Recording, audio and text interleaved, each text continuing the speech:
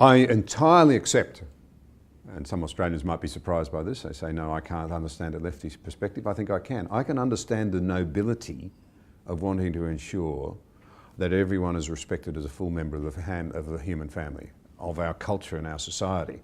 But this is where it gets so tricky, and it's where I think many young people are starting to wake up. They're being sold a pup. Do you have that expression in Canada? No. Sold a pup? No. Sold a dud. You know? I see, yeah. It's not a sound idea. Right. That many of the things that sound attractive don't necessarily work.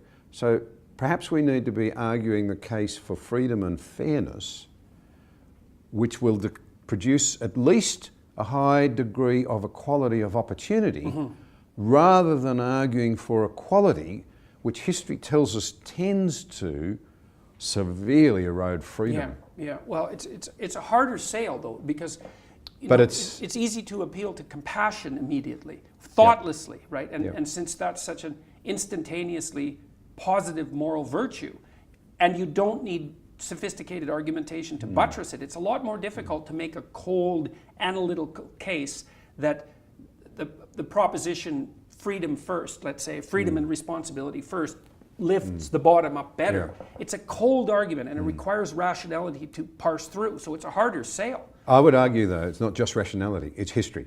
If you bring rationality and honesty to the study of history, I think the case is actually quite compelling. I think it is too. In fact, I think it's open and shut. I think it's well, there's a book that I've just been reading that I would recommend by a man named Walter Scheidel, and he wrote a book called The Great Leveler, which I really like. It's an empirical analysis of inequality.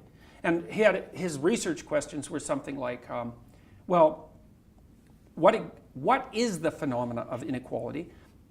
To what can you attribute it? And what, if anything, can we do to ameliorate it? Okay, so the first answer is something akin to what I wrote in the first rule in my book, 12 Rules for Life, which is, well, you can't lay hierarchy and inequality at the feet of Western civilization or capitalism. We're done with that argument. That's wrong. Animal societies are hierarchical and they produce unequal distributions. And there's evidence for that in the biological realm going back 1/3 of a billion years. And that's happened for so long that your nervous system has primarily adapted to it. So it's a deep reality. And blaming it on capitalism, it's like, no. Inequality is a big problem. It's way worse than Marx thought. Okay, fine. And people tend to stack up at zero. That's a bad thing because it destabilizes your society to have people who are so far down in the underclass that they have nothing to lose by flipping the game. That's a bad idea. And it drives male-on-male homicide as well. And the social science evidence for that is clear.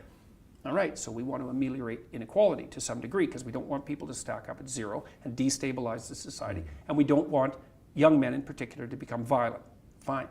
So then Scheidel takes another tack. It's like, his observations, he looked at Neolithic grave sites for signs of inequality. And you see what people are buried with. And in one of his cases, there's 200 people in a grave, and one of them has 190 pounds of gold, and the next richest person has like 4 ounces of gold, and then everyone else has none. It's like, so even in these Neolithic societies, inequality was the rule. Hunter-gatherer societies are the same way, except the inequality isn't material because they don't have a surplus. Inequality is everywhere. Okay, so then Scheidel asks 2 other questions. One is, well, how has it generally been reduced? Pestilence and war. That's it. So you can reduce inequality if you demolish everything, because that just brings everyone down to zero, but the inequality is less.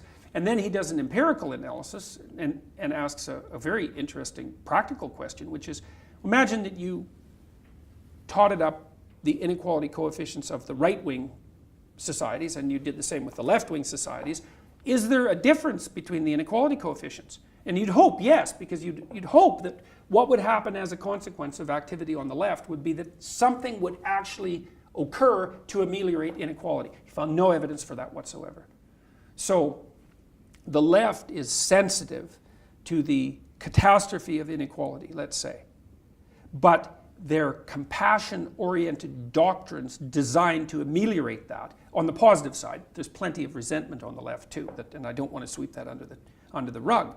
Their compassion-oriented policies do not produce an improvement in the equal distribution of goods. So it's a way bigger problem than we think. So So, and putting into place these thoughtless, compassionate doctrines, let's say, putting them in place again is just going to produce exactly the same outcomes that were produced all through the 20th century. We must learn again to bring the wisdom of the past back to the table of today if we're to find our way out of the malaise that's affecting the West, I think, to a better place. But before we do that, explore that line of thinking.